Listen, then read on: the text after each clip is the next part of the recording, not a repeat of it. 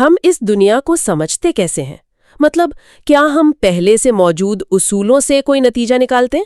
یا پھر اپنے تجربات کی بنیاد پر نئے اصول بناتے ہیں؟ جی، یہ سوچنے کے دو بالکل بنیادی طریقے ہیں جن کا ہم آج گہرائی سے جائزہ لینے والے ہیں۔ اور یہ کوئی صرف فلسفیانہ بحث نہیں ہے، یہ طریقے ہماری روزمرہ کی زندگی، ہمارے سیکھنے کے عمل اور یہاں تک کہ پوری سائنس کی بنیاد ہیں۔ بالکل۔ آج کی ہماری گفتگو استخراجی اور استقرائی استدلال یعنی ڈیڈکٹیو اور انڈکٹیو ریزننگ پر مرکوز ہوگی، اور ہمارا مقصد صرف ان کی تعریفیں سمجھنا نہیں ہے بلکہ یہ دیکھنا ہے کہ یہ ہماری سوچ پر، ہماری دریافتوں پر، یہاں تک کہ ہماری غلطیوں پر کیسے اثر ڈالتے ہیں۔ چلیں اس کو کھول کر دیکھتے ہیں۔ تو سب سے پہلے بات کرتے ہیں استخراجی استدلال یا ڈیڈکٹیو ریزننگ کی۔ اسے ٹاپ ڈاؤن منطق بھی کہتے ہیں، یعنی اوپر سے نیچے۔ جی، ہم ایک عمومی اصول سے شروع کرتے ہیں اور ایک مخصوص نتیجے پر پہنچتے ہیں۔ اس کا صحرا قدیم یونانی فلسفی ارسطو کو جاتا ہے۔ اور اس میں سب سے دلچسپ بات یہ ہے کہ یہ طریقہ ہمیں 100% یقینی نتائج دینے کا وعدہ کرتا ہے۔ بالکل، اس کی بنیاد ہی یہ ہے کہ اگر آپ کے ابتدائی نکات یعنی پریمیسز اگر وہ سچے ہیں تو آپ کا نتیجہ بھی لازماً سچا ہوگا، اس میں شک کی کوئی گنجائش ہی نہیں ہوتی۔ اس کی سب سے مشہور مثال تو وہی ہے جو ارسطو سے جوڑی جاتی ہے۔ جی ہاں، اور وہ آج بھی اس تصور کو سمجھانے کے لیے بہترین ہے۔ پہلا مفروضہ، تمام انسان فانی ہیں، یہ ایک عمومی اصول ہے۔ اور دوسرا مفروضہ، سقراط ایک انسان ہے، یہ ایک مخصوص حقیقت ہو گئی۔ تو نتیجہ کیا نکلا؟ لہٰذا سقراط فانی ہے۔ آپ نے ایک بڑی عمومی سچائی سے شروع کیا اور اسے ایک مخصوص کیس پر لاگو کر دیا۔ یہ تو بہت سیدھی سی بات لگتی ہے، لیکن یہ صرف قدیم یونان تک محدود نہیں تھی۔ رینے ڈیکارٹ کا مشہور قول میں سوچتا ہوں اس لیے میں ہوں بھی تو اسی کی ایک مثال ہے نا؟ ان کا پہلا مفروضہ تھا جو چیز سوچ سکتی ہے اس کا وجود لازم ہے۔ اور دوسرا مفروضہ، میں سوچ رہی ہوں، نتیجہ لہٰذا میرا وجود ہے۔ یہ بھی ایک عمومی اصول سے ایک مخصوص اور یقینی نتیجے تک پہنچنے کا عمل ہے۔ اور ہمارے ذرائع بتاتے ہیں کہ یہ صرف فلسفے تک محدود نہیں۔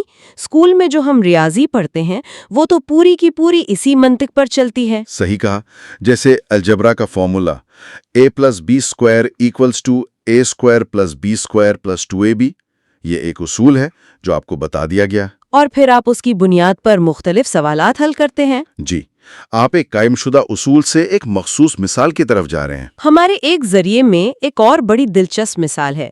فرض کریں پہلا مفروضہ ہے اچھے طالب علم امتحان پاس کرتے ہیں۔ ٹھیک ہے۔ دوسرا مفروضہ، بلیک ایک اچھا طالب علم ہے۔ نتیجہ صاف ہے، بلیک اپنا امتحان پاس کر لے گا۔ لیکن یہاں سے بات اصل میں دلچسپ ہوتی ہے۔ اگر بلیک امتحان میں فیل ہو جائے تو؟ یہی تو اس منطق کی سب سے بڑی طاقت ہے۔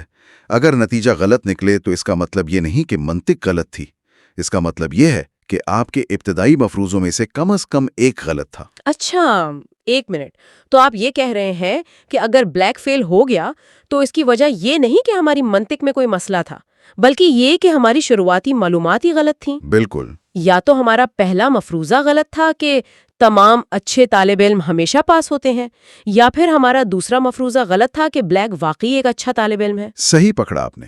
آپ کو واپس جا کر اپنے بنیادی عقائد اور مفروضوں کو جانچنا پڑے گا۔ یہ ایک طرح کا ڈی بگنگ ٹول ہے ہماری سوچ کے لیے۔ واہ، یہ تو زبردست بات ہے۔ تو استخراجی استدلال ہمیں موجودہ اصولوں کو استعمال کرنے میں مدد دیتا ہے، لیکن یہاں ایک سوال پیدا ہوتا ہے، یہ اصول خود کہاں سے آتے ہیں؟ بہت اچھا سوال ہے۔ اگر ہمارے پاس پہلے سے کوئی عمومی سچائی موجود نہ ہو تو ہم کیا کریں گے؟ اور یہی سوال ہمیں سوچنے کے دوسرے طریقے کی طرف لے جاتا ہے، استقرائی استدلال یعنی انڈکٹیو ریزننگ، جسے باٹم اپ منطق کہتے ہیں، یعنی نیچے سے اوپر۔ جی، یہ طریقہ تقریباً 2000 سال بعد 17ویں صدی میں سر فرانسس بیکن نے اپنے کام نووم آرگنم یعنی نیا طریقہ میں پیش کیا۔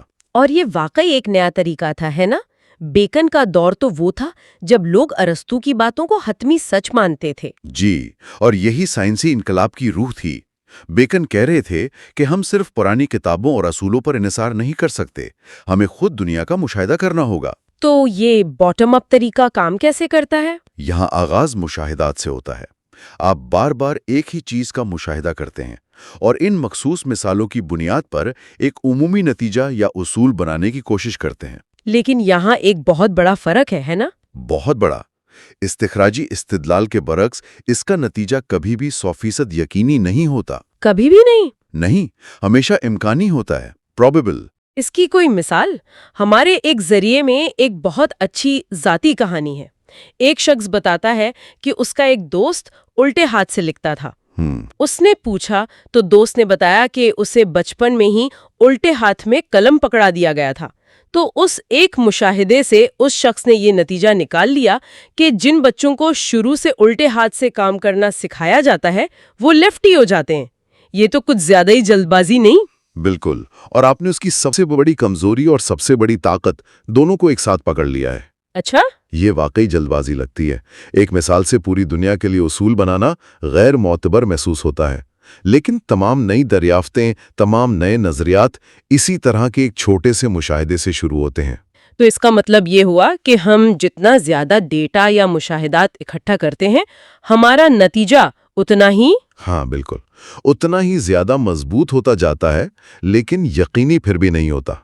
उसकी वो 3 नुक्तों वाली मिसाल बेहतरीन है। जी, अगर मैं आपको कागज पर 3 नुक्ते दिखाऊं तो आप शायद फौरन कहेंगी कि ये एक मुसल्लस है। हाँ, जाहिर है। और क्या हो सकता है? लेकिन क्या ये यकीनी है? वो 3 नुक्ते एक बहुत बड़े दायरे का हिस्सा भी तो हो सकते हैं। ओह, सही बात है।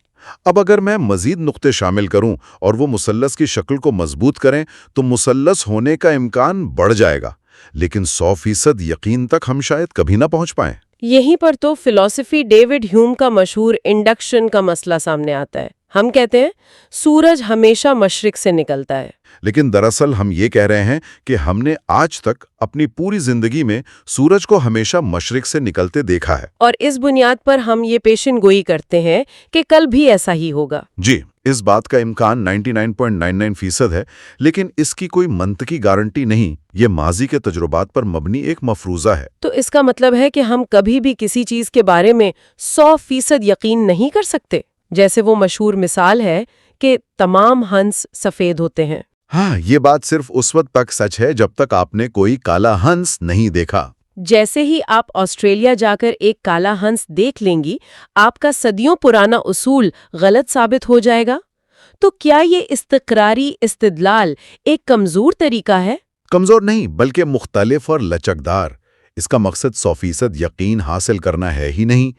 इसका मकसद मुशाहिदात की बुनियाद पर बेहतरीन मुमकिना वजाहत तक पहुंचना है। साइंस इसी तरह काम करती है। ठीक है, ये बात मुझे समझ आ रही है। तो हमारे पास 2 तरीके हैं। एक इस्तिखराजी, जो यकीनी है लेकिन नया इल्म नहीं देता। दूसरा इस्तिक़राई, जो नया इल्म देता है लेकिन हमेशा गैर यकीनी रहता है। तो फिर इनमें से बेहतर कौन सा है? ये सवाल ही गलत है।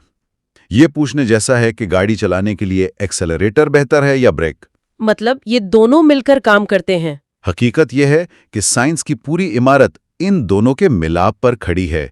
ये एक ही अमल के 2 कदम हैं। एक ही अमल के 2 कदम? वो कैसे? देखें, साइंस का पूरा तरीक़ेकार, जिसे हम साइंटिफिक मेथड कहते हैं, वो इन दोनों का एक मुसलसल चक्कर है। साइंसदान दुनिया का मुशाहिदा करते हैं, ये इस्तिक़राई इस्तदलाल है। यानी वो डेटा इकट्ठा करते हैं। जी, और इन मुशाहिदात की बुनियाद पर वो एक मफरूज़ा या हाइपोथेसिस बनाते हैं, जैसे शायद तमाम भारी चीज़ें एक ही रफ्तार से गिरती हैं। ये एक इस्तिखराजी छलांग है। ठीक है, तो मुशाहिदे से एक उमूमी ख्याल बनाया, ये इस्तिखराजी हिस्सा हो गया। अब वो इस्तिखराजी मंतिक का इस्तेमाल करते हैं। वो कहते हैं, अगर मेरा ये मफरूज़ा दुरुस्त है तो फिर अगर मैं एक पंख और एक लोहे की गेंद को खला में एक साथ गिराऊं तो उन्हें एक साथ जमीन पर पहुंचना चाहिए। ये एक मखसूस पेशिनगोई है जो उमूमी उसूल से निकाली गई है। और फिर आखिर में वो तजुर्बा करके देखते हैं कि उनकी पेशिनगोई दुरुस्त थी या नहीं। और उस तजुर्बे का नतीजा एक नया मुशाहिदा बन जाता है जो इस चक्कर को दोबारा शुरू कर देता है। वाह, ये तो एक साइकिल है जो मुशाहिदे से शुरू होकर वापस मुशाहिदे पर खत्म होता है। لیکن فرانسس بیکن نے استقرائی طریقے پر اس لیے زور دیا کیونکہ ان کے دور میں لوگ نئے مشاہدات کو نظر انداز کر رہے تھے۔ اور یہ صرف سائنس میں نہیں بلکہ سیکھنے سکھانے کے عمل میں بھی ہوتا ہے۔ ہمارے ایک ذریعے کے مطابق چھوٹے بچوں کو سکھانے کے لیے استقرائی طریقہ بہترین ہے۔ یہ بات مجھے بہت دلچسپ لگی۔ جی، کیونکہ بچے قدرتی طور پر کھوجی ہوتے ہیں۔ آپ انہیں یہ نہیں بتاتے کہ جانور ایک ایسی مخلوق ہے جس کے 4 پیر ہوتے ہیں۔ آپ انہیں کتا، بلی، گھوڑا دکھاتے ہیں۔ اور ان مخصوص مثالوں سے وہ خود جانور کا عمومی تصور بناتے ہیں۔ وہ مثال سے اصول کی طرف جاتے ہیں۔ لیکن جب ہم بڑے ہو جاتے ہیں تو استخراجی طریقہ زیادہ مؤثر ہو جاتا ہے۔ آپ یونیورسٹی میں فزکس کے طالب علم کو نیوٹن کے قوانین بتا دیتے ہیں اور وہ اسے مسائل حل کرنے کے لیے استعمال کرتے ہیں۔ صحیح کہا۔ ایک اچھے استاد کو یہ معلوم ہوتا ہے کہ کب کون سا طریقہ استعمال کرنا ہے۔ تو آج کی گفتگو کا خلاصہ یہ ہے کہ ہماری سوچ کے 2 پہیے ہیں۔ ایک استخراجی استدلال جو ٹاپ ڈاؤن منطق ہے، عمومی اصولوں سے یقینی نتائج کی طرف لے جاتا ہے۔ اور دوسرا پہیہ ہے استقرائی استدلال جو باٹم اپ منطق ہے۔ یہ مخصوص مشاہدات سے ممکنہ عمومی اصولوں تک پہنچتا ہے۔ یہ غیر یقینی ہے، لیکن یہی وہ طریقہ ہے جس سے نیا علم، نئی دریافتیں اور نئے آئیڈیاز جنم لیتے ہیں۔ اور یہ دونوں مل کر ہی علم کی گاڑی کو آگے بڑھاتے ہیں۔ ایک ماضی کے علم کو منظم کرتا ہے، دوسرا مستقبل کے علم کی راہیں کھلتا ہے۔ کیا خوبصورت توازن ہے۔ اور یہیں سے ایک بہت اہم سوال پیدا ہوتا ہے، خاص طور پر آج کی تیزی سے بدلتی دنیا میں۔ چونکہ استقرائی استدلال مستقبل کی پیشن گوئی کے لیے ماضی کے مشاہدات پر انحصار کرتا ہے، جیسے ہم ماضی کے ڈیٹا پر AI ماڈلز کو تربیت دیتے ہیں، تو یہ ہمیں واقعی غیر معمولی واقعات کو سمجھنے میں کیسے متاثر کرتا ہے؟ وہ کون سا لمحہ ہے جب ماضی کے نمونوں پر انحصار کرنا رہنمائی کے بجائے ایک بوجھ بن جاتا ہے؟